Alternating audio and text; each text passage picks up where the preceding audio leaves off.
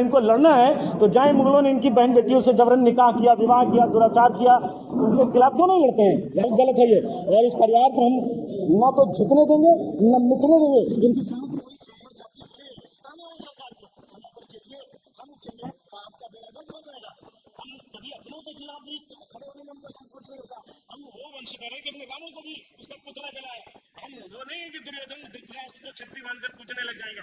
अभी इस दुर्गे परिवार को कुछ होगा तो पूरा ब्राह्मण समाज एक साथ खड़ा होगा, क्या आंदोलन होगा। साथियों नमस्कार। इस वक्त हमारे साथ मौजूद हैं एडवोकेट संदीप कुमार सिंह। सर का सबसे पहले बहुत बहुत स्वागत करते हैं सर आपका। धन्यवाद राणा जी, आपको आपने हमको आपके चैनल पे बुलाया, उसके लिए बहुत धन्यवाद। तो सर हमारा प्रश्न ये है कि सर अभी अयोध्या में एक मामला घटा जिसमें जो क्षत्रिय 2 युवा थे उनकी जिस तरह निर्मम तरीके से थार गाड़ी से कुचलकर उनकी हत्या कर दी गई। उसके बाद में काफी सियासी मामला गड़बड़ाते हुए दिखा। उसका लोग पूरे देश भर में जो क्षत्रिय समाज है उसका विरोध जता रहा है, लेकिन बहुत सारे क्षत्रिय लीडर्स पे बोल नहीं रहे। जो मुख्य लीडर जिनको लोग जानते हैं वो लोग बोल नहीं रहे, लेकिन जो सामाजिक संगठन चला रहे हैं वो लोग उसका विरोध कर रहे हैं। क्या कहेंगे सर? नहीं है, ये ऐसी घटनाएं होती रही हैं। अक्सर ये देखा जाता है कि क्षत्रियों पे अगर अत्याचार हुआ ना तो संगठन तो 575 है, लेकिन बोलने वाला कोई नहीं। और ये जो घटना हुई, मैं तो बड़ा आश्चर्य में हूँ कि कोई भी संगठन सामने नहीं आ रहा है। वैसे इनके आयोजन हर जगह होते रहते हैं, लेकिन ऐसे मामले में ना तो सामने आ रहे हैं, ना कोई खुलकर विरोध कर रहा है। अभी क्या उनके अधिकार नहीं है या उनको उनके ऊपर हो रहे अत्याचार पे कोई बोलने वाला नहीं है? कुछ संगठन खुलकर सामने आए हैं, लेकिन कोई ज्यादा असर दिख नहीं रहा है। जी सर। सर देखने को मिला कि जैसे कि बहुत सारे लोग इसका विरोध कर रहे हैं। जैसे करणी सेना के कुछ पदाधिकारी गए और क्षत्रिय मूल निवासी महासंगठन नाम का संगठन है, जो भी वहां गए वो लोग मिलके आए। लेकिन उसके बाद देखने को मिला कि जो योगी जी जो मुख्यमंत्री हैं वो कहा जाता है क्षत्रिय समुदाय से हैं, लेकिन अभी देखने को मिला कि ब्राह्मण समुदाय के कुछ ही लोग उसका विरोध कर रहे हैं कि वो सीधा आमने सामने की बात कर रहे हैं। क्षत्रिय वर्सेज और ब्राह्मण हो गया है। अगर देख रहे होंगे सोशल मीडिया पे एक वीडियो काफी तेजी से वायरल हो रहा है जिसमें एक ब्राह्मण समुदाय के व्यक्ति हैं, वो साफ तौर पे कह रहे हैं जो जो लोग मुगलों के सामने घुटने टेक दिए थे, अंग्रेजों के सामने घुटने टेक दिए थे, ऐसे बयान क्षत्रिय समुदाय के लिए दिए जा रहे हैं। क्या कहेंगे? नहीं, ऐसे बयान तो देखिए, अब भाईचारा जो संविधान में निहित है उसके खिलाफ है। कभी भी लड़ाई सही और गलत के खिलाफ होती है। जो गलत है, जिसने कुचला है लोगों को, वो गलत है। जो कुचल के मर गया है समाज को, उसके साथ होना चाहिए। मैं धन्यवाद करता हूं कि क्षत्रिय मूल निवासी संघ जो संगठन कर रहा है काम, हर समाज के एक तबके को जोड़कर चल रहा है। उसके लिए मैं धन्यवाद करता हूं कि बाबा साहब के उस सिद्धांत को सामने लेके आ रहा है कि अगर कोई कुचला गया है तो उसके साथ खड़ा होना चाहिए। समाज की आपका दायित्व क्या है, हमारा दायित्व क्या है कि जो भी पीड़ित व्यक्ति है, जो न्याय जी से वंचित है, उसकी लड़ाई लड़नी है हमें। और ये जो जी समाजों को विभाजन करके लड़ने का काम शुरू किया है, ये हमेशा ही देश को विखंडन की तरफ ले जाएगा। जी। सर उन जो जिन ब्राह्मण महोदय जो थे उन्होंने एक बड़ा आपत्तिजनक टिप्पणी की, जिसमें उन्होंने कहा कि मुगलों के सामने घुटने टेक कर अपनी बहन बेटियों की शादी करवाया, निकाह करवाया। उसको कैसे देखते हैं कि ऐसे बयान, और जिस अगर ये घटना हुई है उस घटना की मांग की जा रही है, जायज मांग की जा रही है कि जो भी दोषी है उसको सजा मिलनी चाहिए, लेकिन ऐसा एंगल देना, क्या कहेंगे? नहीं, ऐसा एंगल देना, इतिहास के पन्ने उलटकर दिखाना, ये सब गलत बात है। और आजादी की लड़ाई इतिहास के पन्नों से नहीं लड़ी गई है। सबके लिए आजादी अलग एक कॉन्सेप्ट था, गरीब के लिए अलग कॉन्सेप्ट था, दलित के लिए छुआछूत हटाना था। संविधान का हर एक अनुच्छेद भाईचारा, छुआछूत, सामाजिक विषमता, इन सब पे निहित है। एक एक चीज को, देश में राष्ट्र धर्म के अलावा कोई धर्म नहीं होना चाहिए, और उसमें एक ही थाली में क्षत्रिय, शूद्र, वैश्य, ब्राह्मण सबको खाना चाहिए। ये गलत कॉन्सेप्ट में जा रहा है। और ये जो भी महोदय कह रहे हैं, ये देश को तोड़ने वाली बात कर रहे हैं।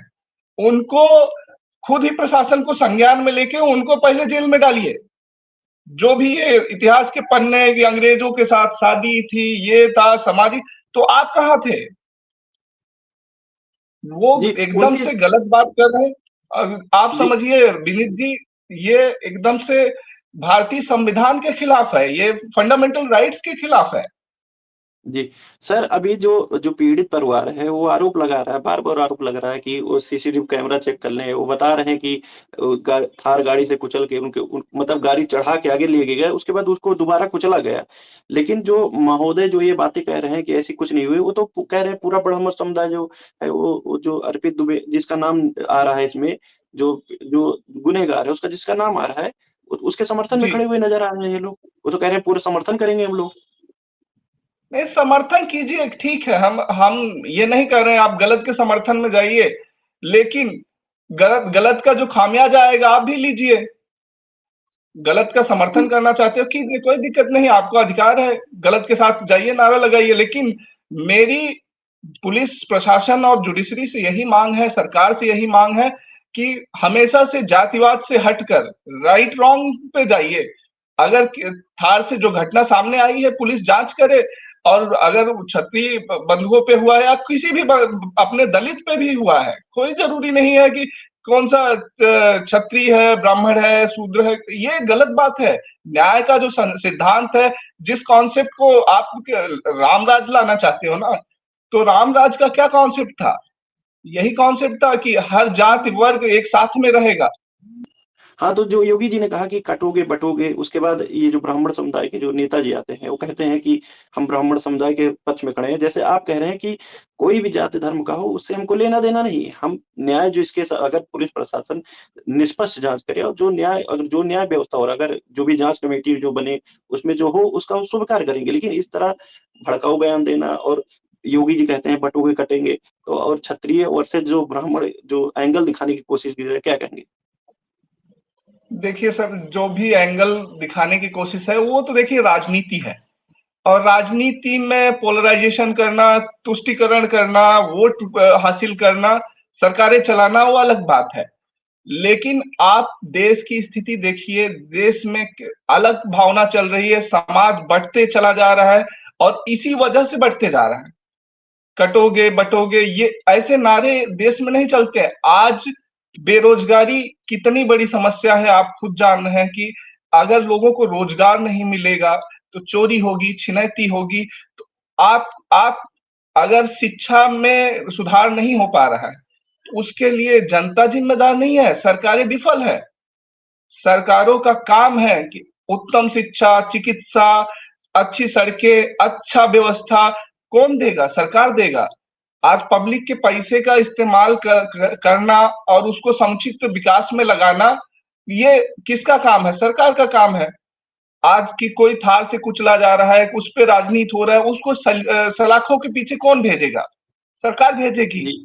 तो सरकार का काम है सर, सरकार ये करे, नहीं तो रिमोट जो बाबा साहब ने दिया है संविधान में, 5 साल में वो चेंज कर देगी।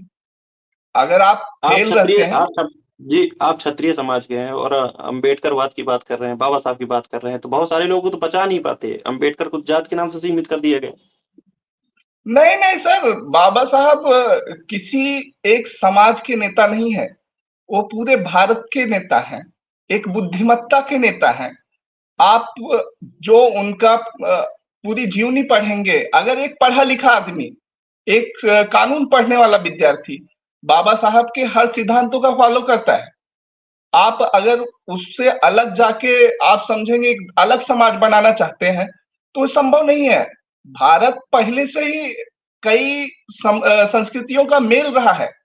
यहाँ आर्य आए, द्रविड़ आए, यहाँ मतलब जो मूल निवासी हैं, आज ध्यान से देखें तो आदिवासी समाज, जिसको शेड्यूल 6 में विशेष अधिकार दिया गया, वो भारत का मूल समाज है। उसके बाद कई देशों से अटैक पे अटैक हुए, आक्रमणकारी आते रहे, उनकी सभ्यताओं का मिलन होते रहा। वजह यह है कि भारत एक उर्वरक वाली क्षेत्र है, नदियां हैं, यहाँ अच्छी जमीनें हैं, अच्छी फसलें हैं, खनिज थे, जिससे हर संस्कृतियों का मेल होता रहा।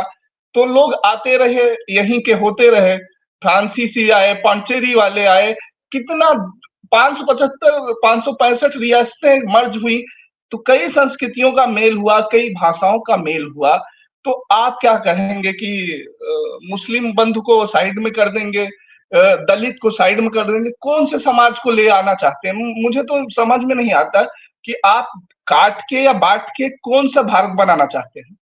जी, अंत में क्या संदेश देंगे सर, जो अभी भी जो ये धर्म की चाशनी जिनको चटाई जा रही है? क्योंकि धर्म का मामला व्यक्तिगत होना चाहिए, लेकिन जिस तरह धर्म के षड्यंत्र में लोगों को फँसा के रखा गया है, संविधान जो किताब महत्वपूर्ण है, जैसे आप एडवोकेट आप जान रहे हैं, संविधान की पुस्तक कहीं घर-घर में नहीं नज़र आती, लेकिन जिस तरह धर्म के षड्यंत्र में लोगों को फँसा दिया जाता है, अपने हक और अधिकार को बारे में नहीं जान पाते और महापुरुषों को बिल्कुल नहीं पढ़ते, तो उन लोगों को क्या संदेश देंगे अंत में? मैं यही संदेश देना चाहता हूं कि देखिए, देश चलेगा तो संविधान से चलेगा, ना कि धर्म पे आधार पे। धर्म क्या है? आपकी अपनी आस्था है, आपकी आस्था है, आप तब तक चला सकते हैं जब तक दूसरों को परेशान ना करें। धर्म धर्म आपकी आस्था का विषय है, आप धार्मिक होना कोई गुनाह नहीं है, आप अपने धर्म का कर्म का कीजिए, लेकिन राष्ट्रवाद सर्वोपरि है। और राष्ट्रवाद तब बनेगा जब उसमें भारत की हर जातियां, हर धर्म और हर समुदाय आएगा। भारत कैसे आगे बढ़ेगा? भारत रोजगार, उत्तम शिक्षा, उत्तम चिकित्सा, न्याय, समता, बंधुता जो संविधान में निहित है, जो आज से 75-76 साल पहले ऑलरेडी डिस्कस हो चुका है, उससे देश चलेगा। ना कि आप इसको करेंगे कि भाई, मैं तो देखता हूँ राष्ट्रीय मुद्दे गायब है, राष्ट्रीय मुद्दों की बात ही नहीं हो रही। बात किसकी हो रही है कि आप ये आयोजन है, उसमें 2000 पब्लिक को गुम हो गई, कोई मर गया। भाई इससे नहीं चलेगा, लोग बेरोजगार हो रहे हैं। आप जी, आज आरक्षण खत्म हो रहा है, सरकारी नौकरियां जा रही हैं, खत्म हो रही हैं, तो आरक्षण का कोई मुद्दा रह ही नहीं गया है। आज लोगों के रसोई से लेके खर्चे अगर देखेंगे तो कोई गरीब आदमी ना स्टैंडर्ड लाइफ जी नहीं सकता है। अगर उसको जी, मूल धारा में लाना है, आज 76 साल बाद भी हम पिछड़े समाज को मूल धारा में नहीं ला पाए हैं। तो जी, ये जनता जिम्मेदार नहीं है, सरकारें जिम्मेदार हैं, और सरकारें सभी की रही हैं। और सबसे अनुग्रह है कि आप मुख्य मुद्दों पे आइए, ना कि जी, जी, ये बांटने वाला, काटने वाला ये स्लोगन्स देना बंद कीजिए। इसकी जी, जगह जी, लोगों को रोजगार दीजिए, उत्तम शिक्षा दीजिए, विकास कीजिए, जिसके लिए जनता उम्मीद लगा के आपसे बैठी है। और आप सभी नेताओं से अनुरोध है कि इस पैटर्न पे काम कीजिए। जनता भारत की परेशान है, गरीब परेशान है, और उसको ना न्याय भी मिलना चाहिए। और साथ में ये जो घटना हुई है, मैं सभी पुलिस प्रशासन से अनुरोध कर रहा हूँ, निष्पक्ष जांच करके इस मामले का निपटारा अतिशीघ्र दे दें तो बेहतर होगा। धन्यवाद। जी, जी। तो साथियों, हमारे साथ एडवोकेट संदीप कुमार सिंह जी थे, जो कि हमारे साथ बातचीत में दौरान सर ने बहुत सारी बातें कही कि अब वो समय आ गया है कि हमको संविधान की बात करनी पड़ेगी, हमको एकता की बात करनी पड़ेगी।